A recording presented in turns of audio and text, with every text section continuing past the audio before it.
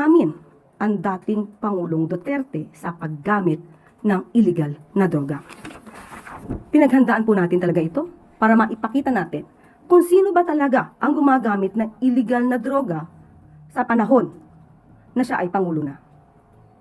Pero sa mga pag-amin na ito ni dating Pangulong Duterte, tumahimik siya at wala siyang anumang pintas. Alright, so mainit ang ulo ni Kumari kay Ate Aimee. Kasi nga naman tinawag na bangag ni ate. Itong si Bongit na kanyang kapatid na may asawang pangit na mukhang palakang may sakit. Ang haba! Okay. Kaya lang, ang kinakataka ko, kung ang issue mo ay yung pagsabi ni Ate Aimee kay Bongit na siya ay bangag, bakit hindi iyon ang binoljak mo? I mean, come on, pwede mong sabihin na, Aimee, your brother is that a pig? Ganon. Dapat sinabi mo direkta na hindi judictus ang kapatid mo.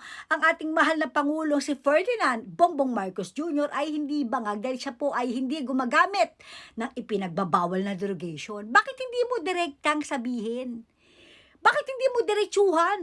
Nasabi sa taong bayan na ang Pangulo ay hindi gumagamit na ipinagbabawal na derogation. Tapos sabayan mo na ng patutunayan niya sa pamamagitan ng drug test.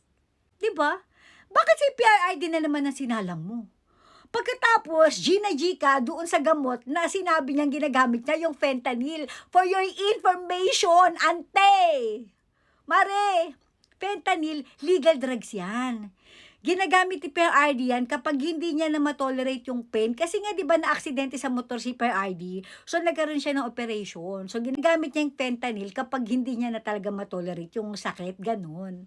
Pero, di ba, para magkaalaman. Just in case na hindi mo lang natatandaan. Nung tumatakbong presidente si PRID, may naghahamon ng drug test. Siyempre naman, wala siyang kapalag-palag. G, itong si PRID. Si Bangag.